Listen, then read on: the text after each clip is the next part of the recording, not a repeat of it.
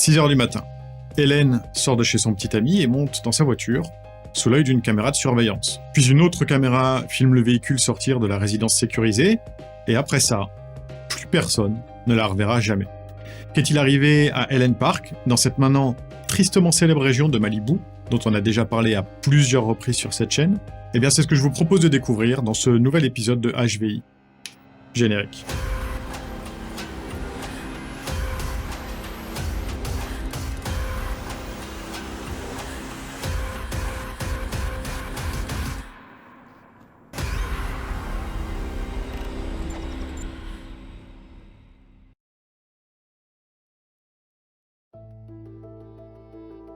Hélène est née à Los Angeles le 24 septembre 1996 de parents d'origine coréenne, Ray et Susan Park. Elle est fille unique à la naissance, mais quelques années plus tard, ses parents lui donnent un petit frère, Dustin.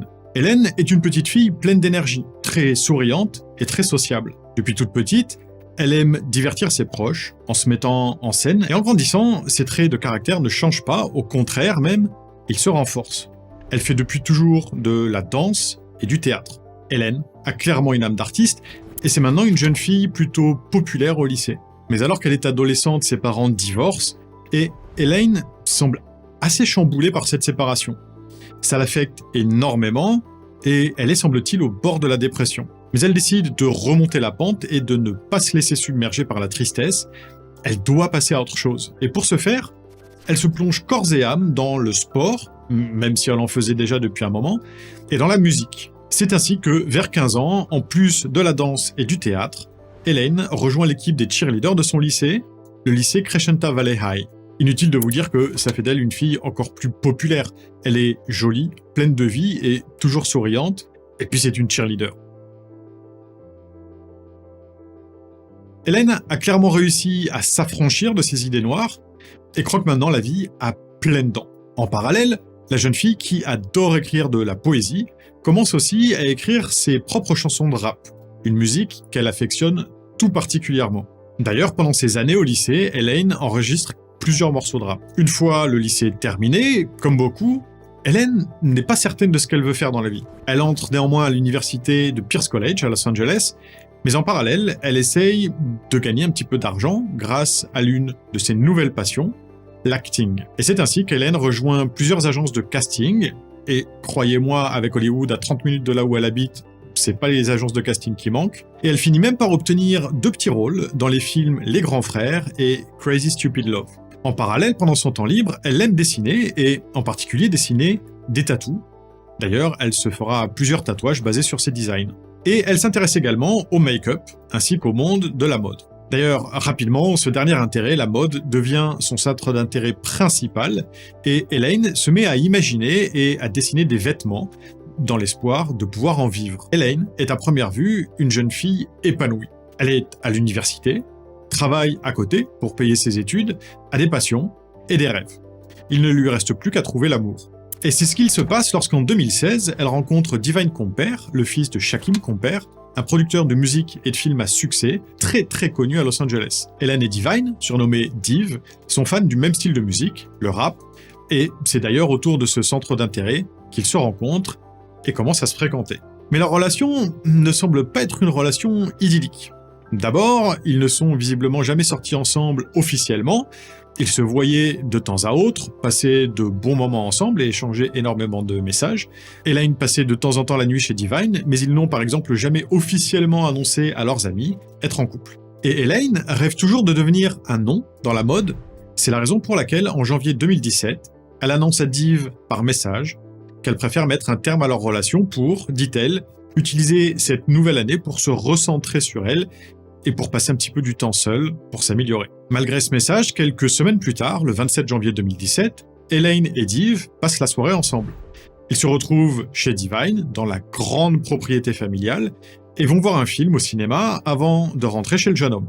Comme si, finalement, ils s'étaient rendus compte de leur amour et avaient décidé de se donner une seconde chance. Sauf que, le lendemain matin, de très bonne heure, Hélène quitte la maison des compères, et après ça, plus personne ne la reverra jamais.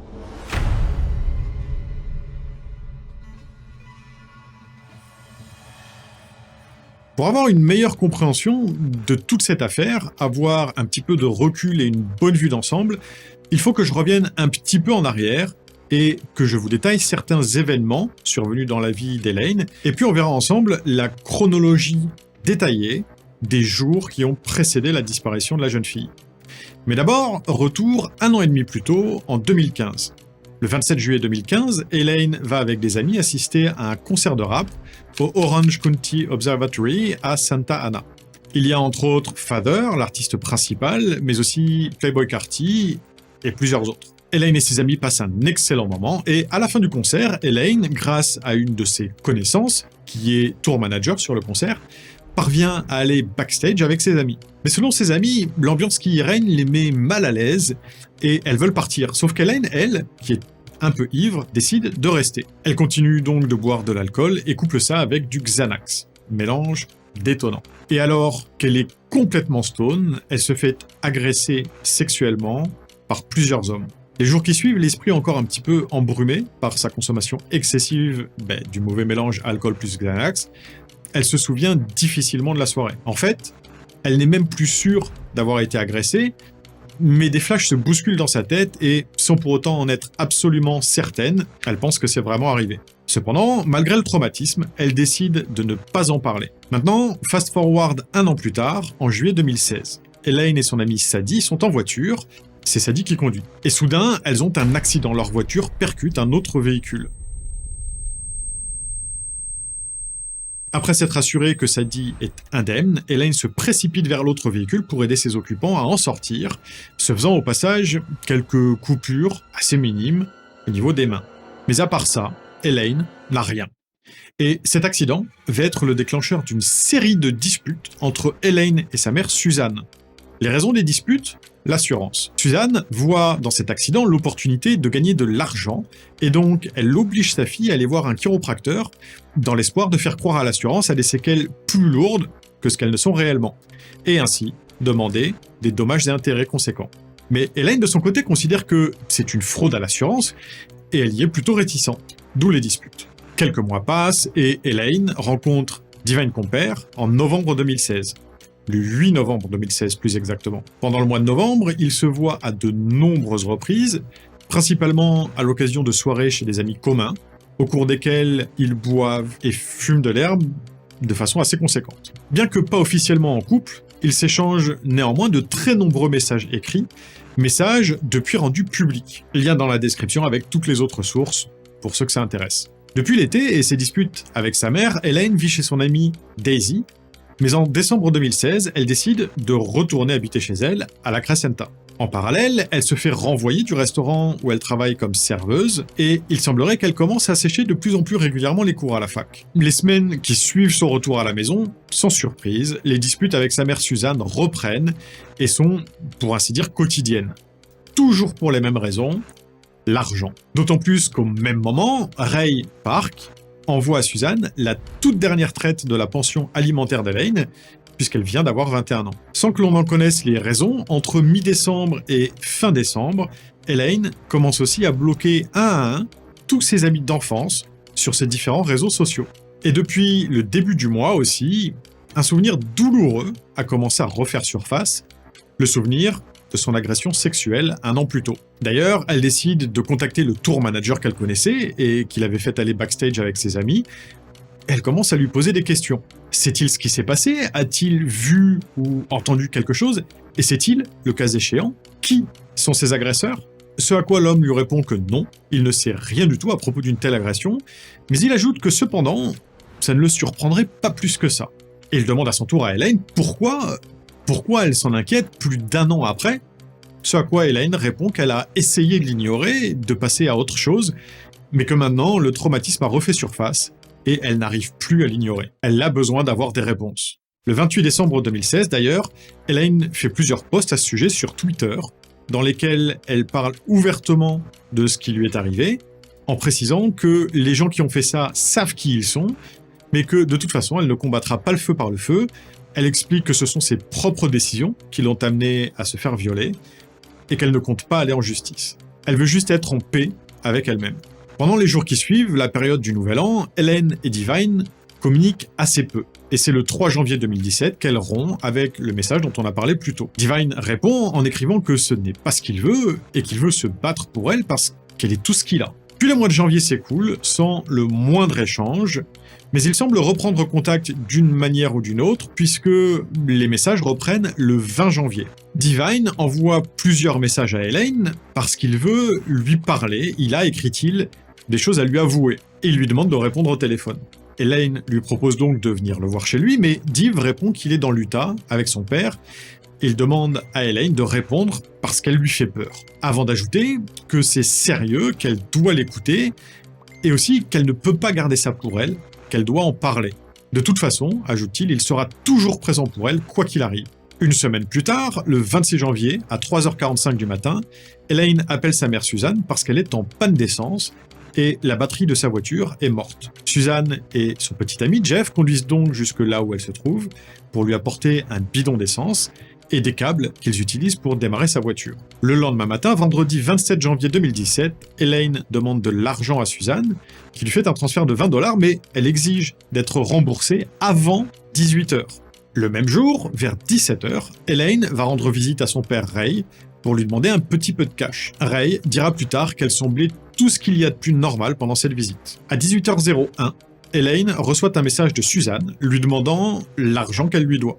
À 19h, Sadie s'arrête chez Elaine pour récupérer un fer à défriser qu'elle lui avait prêté. Elaine sort et le lui tend sans prononcer le moindre mot. En se dirigeant vers sa voiture, Sadie se retourne et voit Elaine verrouiller la porte d'entrée et se diriger vers la sienne de voiture, une Honda Civic 2015 gris anthracite. Ce soir, Elaine a rendez-vous avec Divine chez lui, à Calabasas, en Californie, à environ 60 km de là où elle habite. Elle arrive aux alentours de 20h10.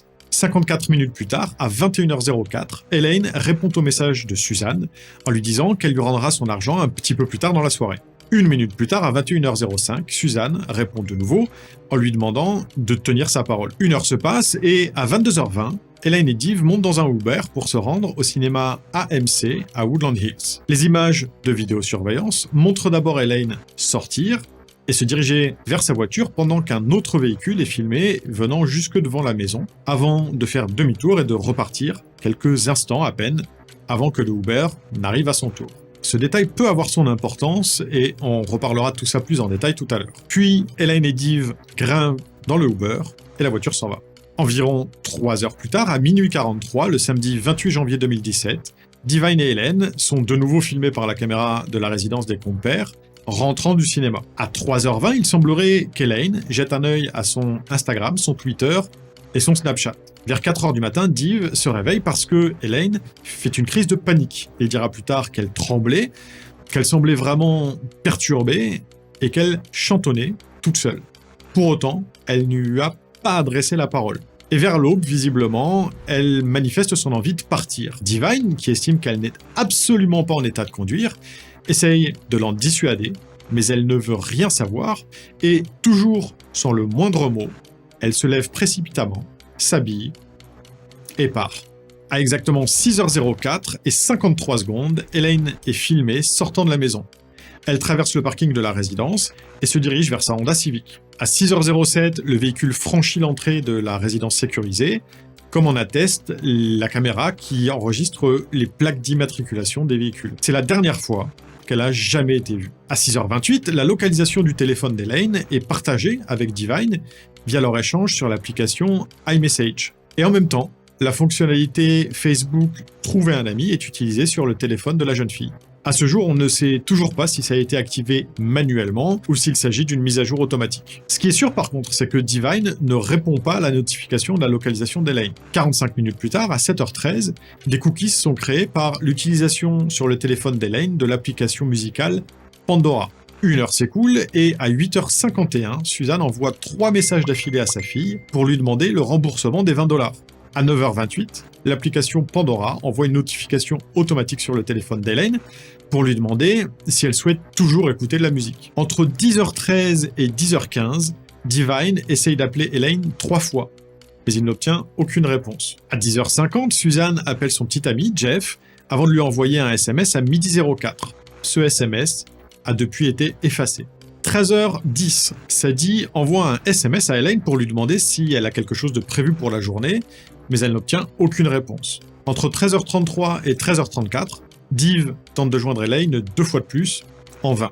Et entre 13h36 et 13h42, Suzanne essaye à son tour d'appeler sa fille à 3 reprises, sans plus de succès. 2 heures plus tard, à 15h42, le dernier ping du téléphone d'Elaine est enregistré sur une tour GSM de Malibu. Dans la soirée, un petit peu inquiète, Suzanne contacte le LASD, Los Angeles Sheriff Department, pour indiquer que sa fille semble avoir disparu et demander que faire. Il est un petit peu avant minuit. L'opérateur lui demande si elle a déjà fugué de par le passé, et Suzanne répond que oui, raison pour laquelle l'opérateur du LASD lui recommande d'attendre une journée supplémentaire parce qu'il est probable que ce soit juste une nouvelle fugue. Le lendemain matin, dimanche 29 janvier 2017, Suzanne fait part à Jeff de son envie de faire un signalement de personnes disparues parce que, dit-elle, si Elaine allait bien, elle l'aurait déjà remboursé. Mais elle ne le fait pas. À 9h40 le lundi 30 janvier, Suzanne appelle Sadie pour lui faire part de son inquiétude aussi et lui demander si elle a vu Elaine. Sadie répond que non. Et Suzanne ajoute qu'elle est d'autant plus inquiète qu'elle a remarqué que la trousse de maquillage d'Elaine a disparu, ainsi qu'une petite valise, ou un sac de couchage, selon les médias sur lesquels vous trouvez vos informations. Suzanne ajoute qu'elle craint qu'Elaine ne soit partie s'installer chez Divine. À 11h48, Suzanne Park appelle le LASD pour signaler la disparition de sa fille, Elaine Park. Elle est redirigée vers la police de Glendale, où elle habite, et qui est donc l'autorité compétente. Un détective arrive à son domicile dans l'après-midi à 16h25. Il appelle immédiatement Ray, le père d'Elaine, pour lui demander s'il a la moindre information, et ce dernier tombe des nues. Il ne savait même pas que sa fille avait disparu. La dernière fois qu'il a jamais entendu parler d'elle, c'est lors de sa visite du 27 janvier. 2 jours plus tard, le 2 février 2017, Ray et Suzanne Park rendent visite aux parents de Divine, qui n'ont malheureusement aucune information supplémentaire à leur communiquer. Dans la foulée, Suzanne rend visite au bureau du shérif de Lost Hills, territorialement compétent là où le domicile des compères se trouve, pour demander de rechercher la localisation du téléphone de sa fille. Si vous suivez mes vidéos depuis un moment, ce nom vous dit sans doute quelque chose. Je parle du bureau du shérif de Lost Hills. C'est ce même bureau du shérif qui était en charge de la recherche de Matthew Weaver et de celle de Myrtrice Richardson. Du coup, inutile de vous dire que c'est pas très encourageant. En tout état de cause, le dernier ping est tracé et pointe à une tour située sur Latigo Canyon Road à Malibu. Et un peu plus tard, dans cette même journée du 2 février 2017, soit 5 jours après la disparition d'Elaine, son véhicule est retrouvé, garé sur le bord de la Pacific Coast Highway, à Malibu, à une vingtaine de kilomètres à peu près de la résidence des compères. Les portières de la Honda sont déverrouillées, les clés sont sur le contact et le contact est à moitié tourné. Vous savez, il y a juste l'électricité qui est en route, mais pas le moteur. Et justement, les phares sont enclenchés, mais la batterie de la voiture, elle, est complètement à plat. À l'intérieur, il y a tous les effets personnels d'Elaine. Son sac à dos noir contenant son ordinateur portable, ainsi que ses 2 téléphones, et la somme de 30 $ en liquide. Le tout bien en évidence sur le siège. Le véhicule est analysé, mais il n'est retrouvé absolument aucune trace d'effraction, pas de trace de sang ou de lutte, ni rien qui pourrait faire penser à un acte criminel. À part la batterie, la Honda Civic est nickel, raison pour laquelle les autorités pensent donc qu'elle en est sortie volontairement. Des chiens renifleurs sont donc dépêchés sur place, ainsi que des drones, des quads et des plongeurs pour sonder l'océan voisin, mais ils ne trouvent rien du tout. Elaine s'est comme volatilisée. Un mois s'écoule sans qu'aucune nouvelle piste n'apparaisse. Aucun indice de l'endroit où pourrait se trouver Elaine, rien du tout. Puis le 2 mars, une connexion sur le compte Facebook d'Elaine est effectuée et tout son historique est complètement supprimé. 8 jours s'écoulent et le 10 mars, une nouvelle vaste opération de recherche est menée à Calabasas dans l'espoir de retrouver Elaine ou un morceau de vêtement, un corps ou n'importe quoi qui permettrait de faire avancer l'enquête. Mais là non plus, rien n'est découvert. Le 21 mars, les résultats du processus de remboursement par l'assurance tombent. Vous vous souvenez? Pour l'accident qui avait eu lieu en 2016. 5 000 $ de dommages et intérêts sont versés au nom d'Elaine Park. Et, ayant disparu, devinez qui les récupère? Sa mère Suzanne Park. Est-ce que ça a un lien ou pas? Difficile à dire, mais 45 jours plus tard, le 6 mai 2017, des chiens renifleurs de cadavres sont déployés sur la propriété où habitaient Suzanne Park et sa fille. Ils marquent quelques endroits, mais au final, les recherches sont infructueuses. Nous sommes maintenant 5 ans plus tard, et l'enquête en est toujours au même point. De nombreuses théories ont vu le jour, et bien que Divine et Suzanne soient les deux principaux suspects aux yeux du public, ils ont tous les deux été officiellement disculpés par la police. Malgré la mobilisation de nombreux enquêteurs, tant de la police que des enquêteurs privés, et même des détectives du net, la promesse d'une sacrée récompense, puisqu'il y a tout de même 250 000 $ à la clé, pour toute information permettant de retrouver Elaine, sa disparition reste un mystère. Qu'a-t-il bien pu lui arriver ?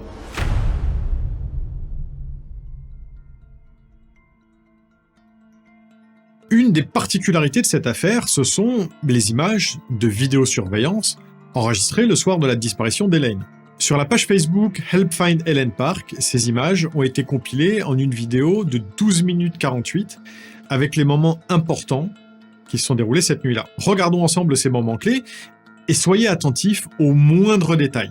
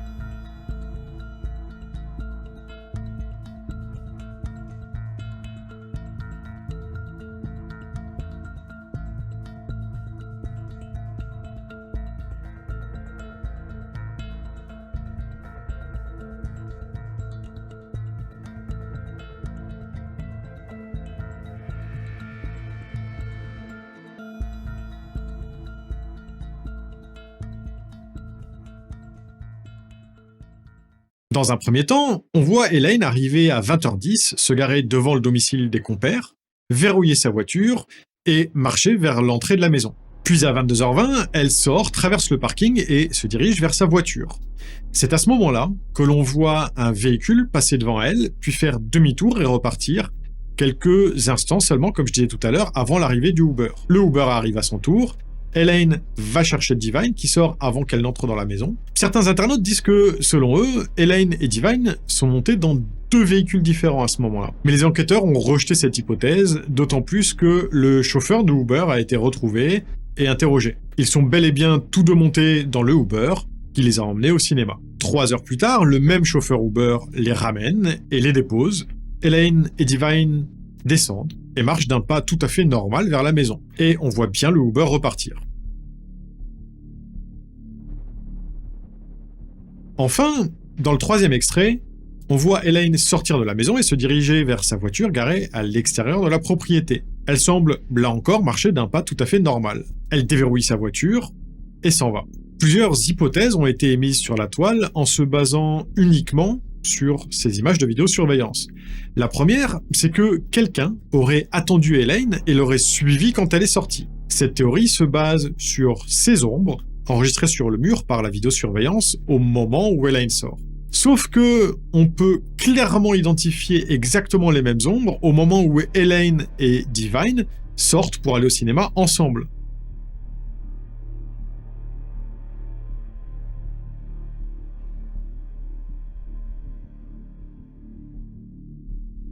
On peut donc dire de façon catégorique qu'il s'agit simplement d'ombres causées par une 2e source de lumière, sans doute celle-ci, si vous me demandez mon avis, puisque ça arrive à chaque fois que quelqu'un passe devant.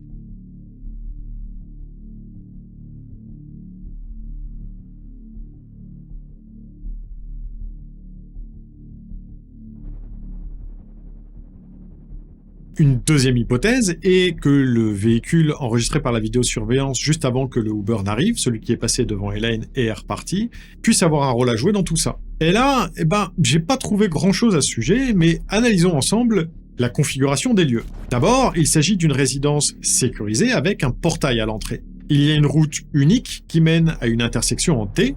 Pour aller jusqu'à la résidence des compères, il faut tourner à droite, et comme vous pouvez le voir, c'est une voie sans issue. Et si l'on tourne à gauche à l'intersection en T, c'est une voie sans issue aussi d'ailleurs. De ce fait, ça me semble compliqué qu'un véhicule puisse arriver jusque-là et faire demi-tour par erreur.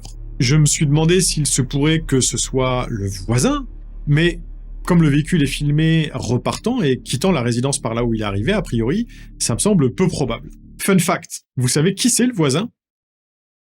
Kevin Hart. Voilà. Ça n'a rien à voir, mais j'étais assez amusé et surpris de le découvrir. Ça donne une petite idée du genre de résidence que c'est quand même.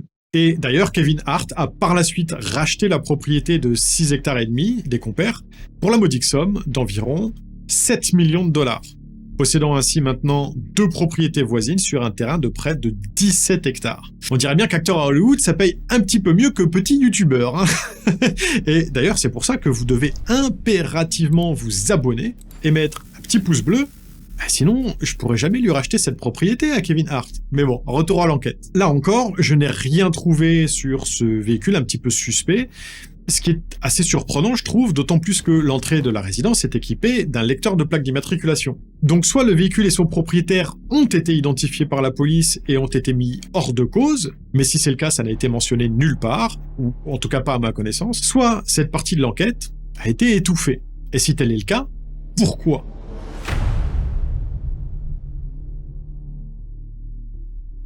La première théorie, évidemment, c'est que Divine est liée d'une manière ou d'une autre à la disparition de sa petite amie. Et pour soutenir cette théorie, il faut savoir que, déjà, Div a des connexions non seulement avec des membres de gangs, mais aussi, par le biais de son producteur de père, il est ami avec plusieurs acteurs de la scène musicale de Los Angeles, et en particulier de la scène musicale rap.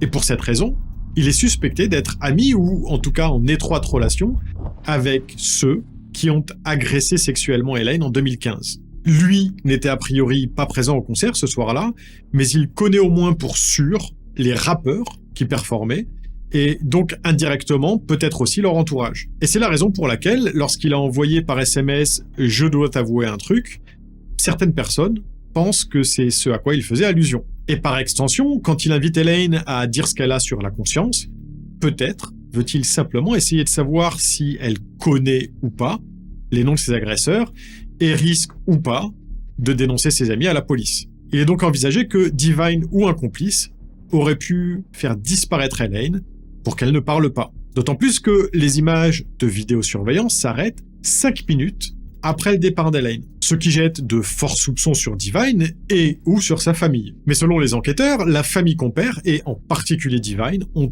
tout fait pour les aider. Déjà, ils ont accepté la perquisition de leur domicile sans rechigner, alors qu'ils auraient facilement pu se réfugier derrière un avocat hors de prix qui aurait tout fait pour l'empêcher ou en tout cas la retarder. Ils ont immédiatement remis les enregistrements de vidéosurveillance à la police sans même que ça ne leur soit demandé. Et selon les enquêteurs, la fin de l'enregistrement 5 minutes seulement après le départ d'Elaine, c'est de leur faute à eux.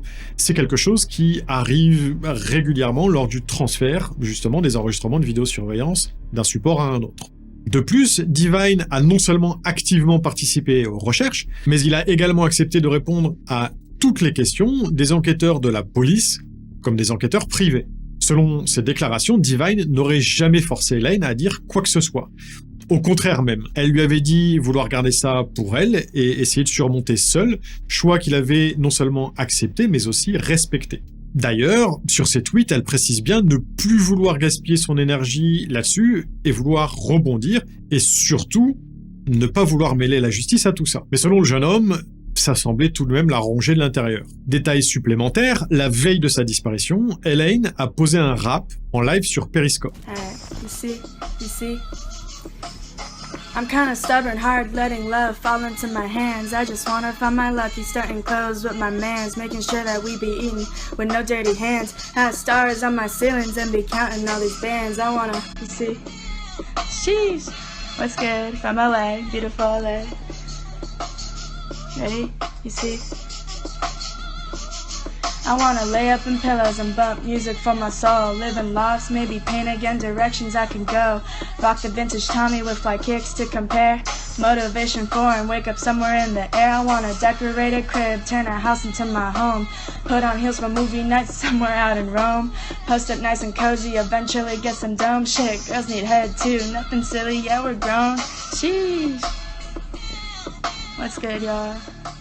Dans ce rap, elle parle entre autres de sa relation avec Div et des difficultés qu'il rencontre, mais jamais elle n'évoque la moindre suspicion de quoi que ce soit à son égard. Au contraire même, elle évoque l'envie d'une vie meilleure, d'un meilleur futur. Maintenant, et si Divine avait mal digéré la rupture et pour éviter que ça se reproduise ou par jalousie, il s'était débarrassé d'Elaine? Eh bien, le fait est que quand on lit l'intégralité des messages échangés entre les deux, à aucun moment, Div ne laisse entendre une quelconque animosité envers Elaine. Au contraire même, il se montre plutôt encourageant, compréhensif, et dit qu'elle peut toujours compter sur lui.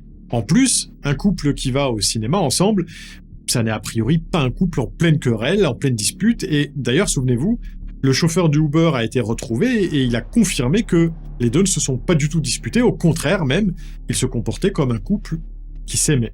Ils s'enlaçaient, ils s'embrassaient, et Div a demandé à plusieurs reprises à Elaine, d'un ton très doux, si elle allait bien. Dernier point, contrairement à ce que j'ai pu lire sur certains forums en ligne, il me semble, à moi, que la foulée d'Elaine, quand elle quitte la résidence des compères ce matin-là, est tout ce qu'il y a de plus normal. Pour moi, elle ne hâte pas le pas, possible synonyme de colère ou d'une personne qui veut s'éloigner rapidement.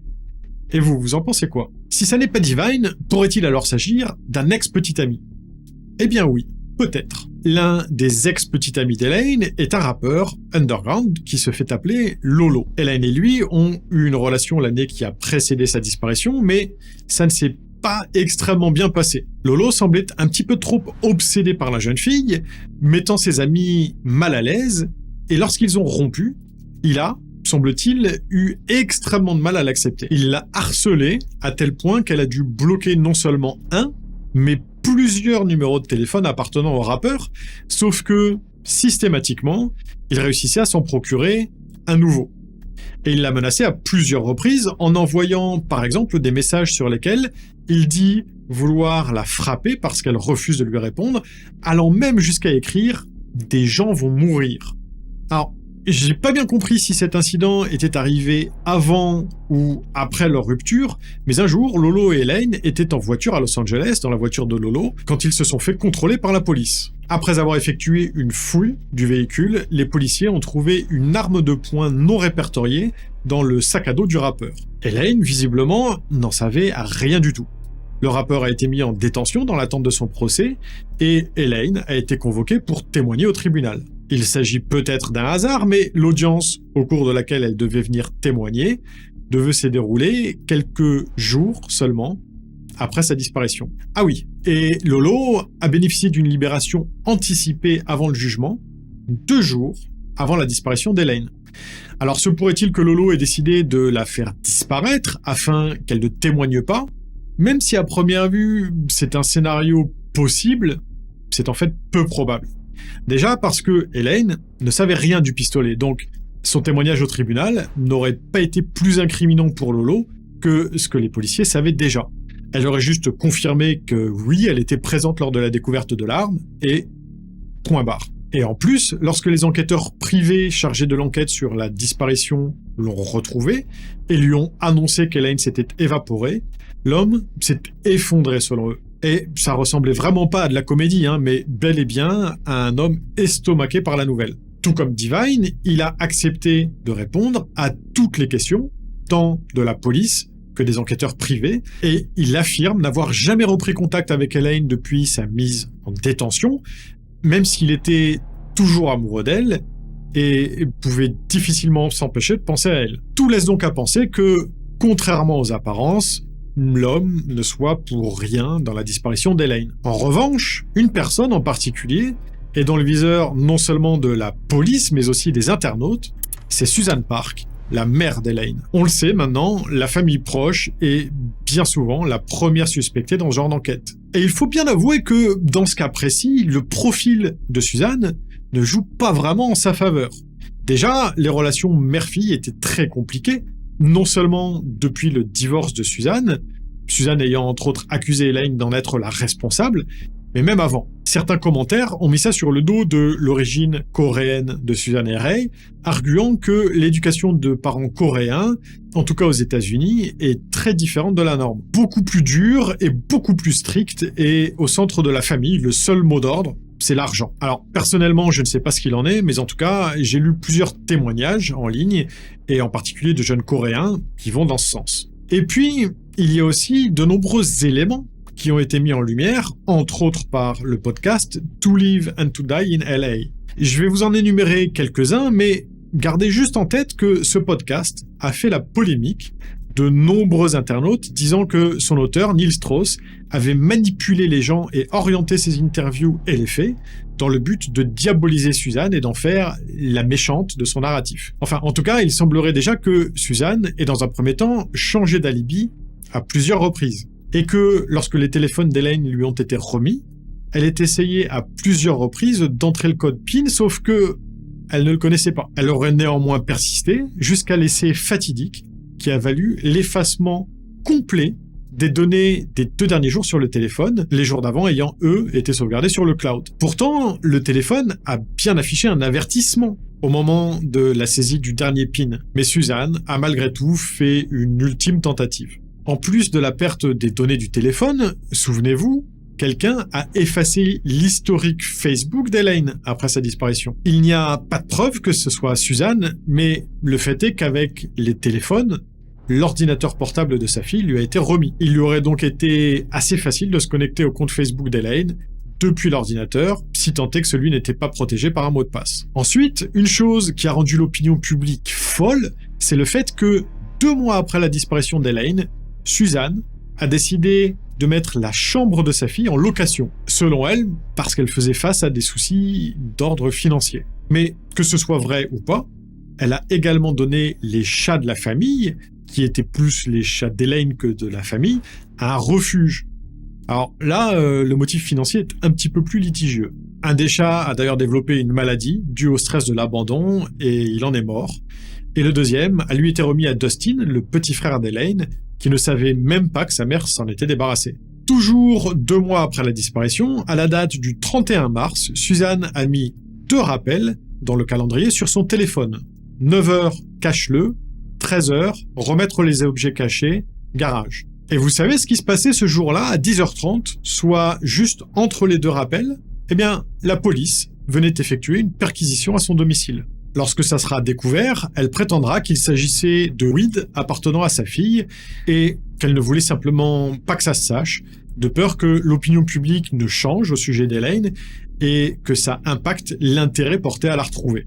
Ah oui, et pendant les perquisitions, voilà ce qui a été aussi retrouvé sur le tableau Velleda dans la chambre d'Elaine. Un message sur lequel il est écrit « Elaine, dès que tu décideras de rentrer à la maison, fais-le moi savoir au plus vite !» 3 points d'exclamation. Je suis si inquiète. 3 points d'exclamation. Je t'aime vraiment. 3 points d'exclamation. 1er février 2017. Maman. Et pour beaucoup, ce message semble très suspect. Si le message était réel et sincère, pourquoi Suzanne aurait-elle pris la peine d'écrire la date? Selon de nombreux internautes, le message a été écrit bien après pour essayer de faire croire qu'elle se souciait vraiment de la disparition de sa fille, alors qu'en fait, pas du tout. 1 mois plus tard, Suzanne s'est carrément débarrassée du mobilier présent dans la chambre de sa fille. C'est un petit peu rapide quand même, non? Seulement 3 mois après la disparition de sa fille? Et si Elaine avait juste fugué et avait décidé de revenir, ou alors elle était retrouvée, à moins que Suzanne savait qu'elle ne reviendrait jamais? Un autre point qui rend la mère suspecte, c'est l'assurance. Souvenez-vous, Suzanne et Elaine s'étaient violemment disputées à ce sujet. Et en réponse au refus d'Elaine de faire ce qu'elle considérait comme une fraude à l'assurance, Suzanne lui avait envoyé un SMS sur lequel il était écrit « Meurs, meurs, meurs ». Pas vraiment le genre de message qu'on peut s'attendre à voir sur le téléphone d'une jeune fille envoyé par sa propre mère. Maintenant, Suzanne a publiquement reconnu avoir été ce que l'on peut qualifier d'une mauvaise mère, et elle avoue aussi d'ailleurs qu'il n'y a jamais vraiment eu d'amour dans leur famille. Elle a elle-même été adoptée et a eu une enfance très difficile, ce qui, selon elle, explique en partie son comportement, sans pour autant le justifier. Il est important de noter que Suzanne a elle aussi, depuis le tout début des recherches, été très impliquée et semble avoir tout fait pour que sa fille soit retrouvée. En partie avec son financement personnel, mais pas seulement. La récompense pour retrouver Elaine est montée jusqu'à 250 000 $. Pendant une période de temps limitée, mais s'élève aujourd'hui encore à 140 000 $. Elle a multiplié les apparitions publiques, les interviews. Elle est passée au polygraphe plusieurs fois. Et elle a réussi les tests. Elle a fait de son mieux pour que l'affaire ait un retentissement le plus important possible. Et si elle avait été responsable de la mort de sa fille, il est peu probable qu'elle aurait pu faire tout ce qu'elle a fait sans jamais commettre le moindre faux pas. Une mauvaise mère, dont le comportement avec sa fille a été déplorable, ça oui, et encore une fois, elle le reconnaît honteusement elle-même, mais de là à en faire une meurtrière... Alors, s'il ne s'agit pas d'un proche, pourrait-il s'agir d'une tierce personne? Le fait est que Elaine naviguait en eau trouble, comme on dit. Fréquentation commune avec Divine, 2 membres de gang, liés à la drogue, puisqu'elle consommait régulièrement, comme en attestent d'ailleurs les échanges de messages avec son petit ami, et aussi le témoignage de Suzanne par rapport, vous savez, à la weed qu'elle a essayé de dissimuler. Donc, elle a pu aller rencontrer une de ces mauvaises fréquentations ce matin-là, et ça s'est mal terminé pour elle. Mais il se peut également qu'elle ait fait une mauvaise rencontre de quelqu'un qu'elle n'avait jamais rencontré auparavant. Mauvais moment, mauvais endroit, comme on dit. Parce que la zone où a été retrouvé son véhicule n'a pas vraiment de sens à proprement parler. Je veux dire par là que c'est à l'opposé de là où elle habite, et en général, quand on quitte son ou sa partenaire au petit matin, c'est bien souvent pour rentrer chez soi et aller dormir. Mais là, ça ne semble pas être ce qu'a décidé de faire Elaine. Et ça peut s'expliquer par le fait que, selon Div, Elaine aimait bien conduire, ça la détendait. Donc, suite à sa crise de panique, c'est peut-être ce qu'elle a décidé de faire. Grimper dans sa voiture, mettre de la musique via l'application Pandora sur son téléphone, et rouler comme ça, sans réel but, juste pour se vider la tête. Puis elle serait arrivée sur la Pacific Coast Highway et se serait garée face à l'océan, parce que fatiguée, parce que l'océan c'est juste beau et relaxant, peu importe. Et c'est à ce moment-là qu'elle serait tombée sur quelqu'un qui l'aurait agressée ou kidnappée. Sauf que selon les détectives du net, il est peu probable que la voiture se soit trouvée là depuis le matin de sa disparition. D'abord parce que c'est un endroit assez touristique et quel que soit le moment de l'année, il y a toujours du passage et des touristes qui viennent admirer l'océan, même à 6h30 du matin. Donc, si Elaine s'était faite agresser à cet endroit-là, d'une manière ou d'une autre, il est quasiment impossible que personne n'ait rien vu ou rien entendu. Ensuite, les chiens n'ont relevé absolument aucune odeur d'Elaine s'éloignant du véhicule. Et en plus, selon les locaux, il est impensable qu'un véhicule puisse rester stationné à cet endroit-là pendant 4 ou 5 jours sans se faire verbaliser ou enlever par les autorités. Pour finir, le fait que tous les objets de valeur d'Elaine se soient trouvés bien en évidence sur le siège, avec les clés sur le contact, sans que personne n'y touche, non. Impossible selon le témoignage de nombreux locaux. Pour eux, il s'agit d'une mise en scène et le véhicule a été déposé là plus tard. Possibilité suivante, un tueur en série que la police n'aurait pas encore identifié ni arrêté. Le fait est que cette région commence à souffrir d'une assez mauvaise réputation avec des morts / disparitions inexpliquées qui commencent un petit peu à s'accumuler. J'ai déjà traité 2 de ces affaires sur la chaîne, les disparitions de Matthew Weaver Jr. et celle de Myrtrice Richardson. Et ces 2 affaires se déroulent, au même titre que la disparition d'Elaine Park, sur la zone de compétence de la même entité, le LASD ou Los Angeles Sheriff Department. Bureau qui souffre d'une extrêmement mauvaise réputation, avec des affaires de pots de vin, de corruption, et même des rumeurs qui disent que plusieurs gangs existeraient au sein même du LASD. D'ailleurs, le 30e shérif à la tête du LASD, Lee Baca, a été démis de ses fonctions et arrêté pour avoir volontairement interféré avec une enquête du FBI. Il a été incarcéré en 2020. Mais ces 3 affaires se sont passées encore plus spécifiquement sur la zone de compétence d'une station du LASD, celle de Lost Hills.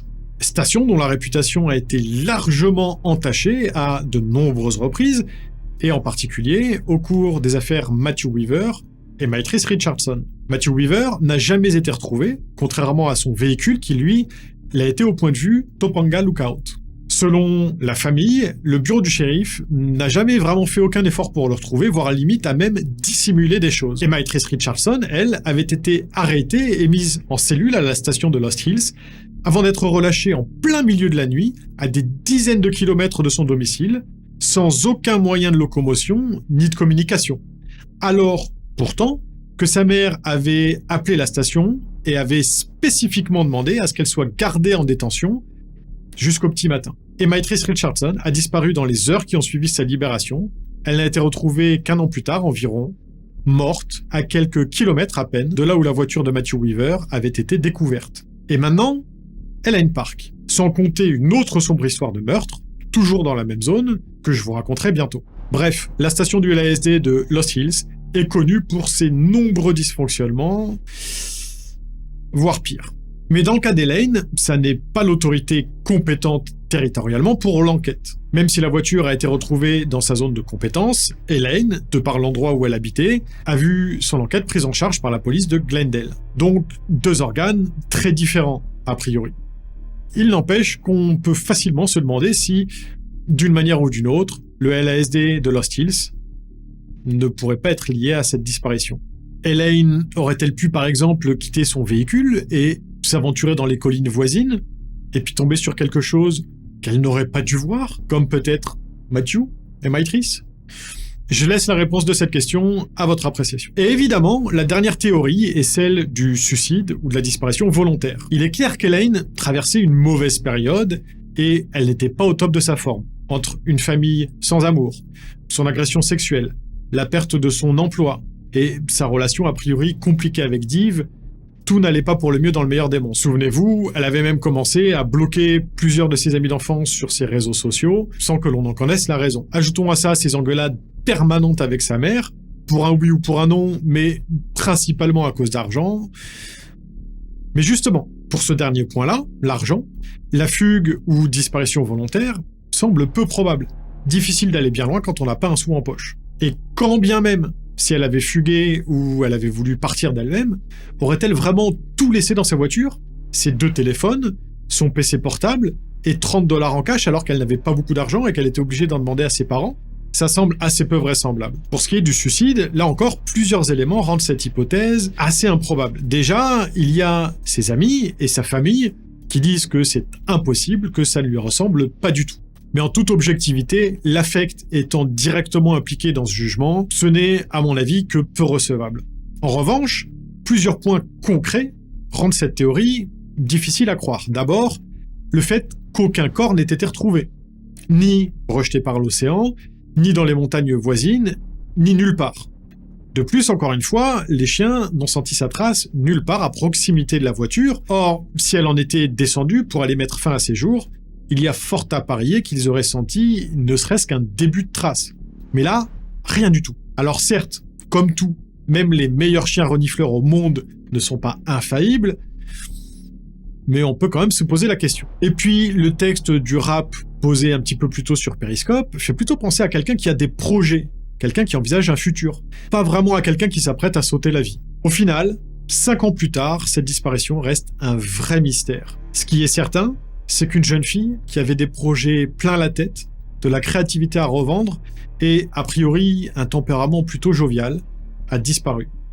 Et quoi qu'il lui soit arrivé, c'est un drame, autant pour elle que pour ses proches. Je laisse en description les liens qui m'ont servi à préparer cette vidéo, mais aussi vers la page Facebook officielle sur la recherche d'Elaine, si jamais vous voulez montrer votre soutien d'une manière ou d'une autre, ou, sait-on jamais, si jamais vous avez la moindre information au sujet de cette affaire. Vu le nombre de théories qu'il y a eu en ligne, cette vidéo a été extrêmement longue à préparer.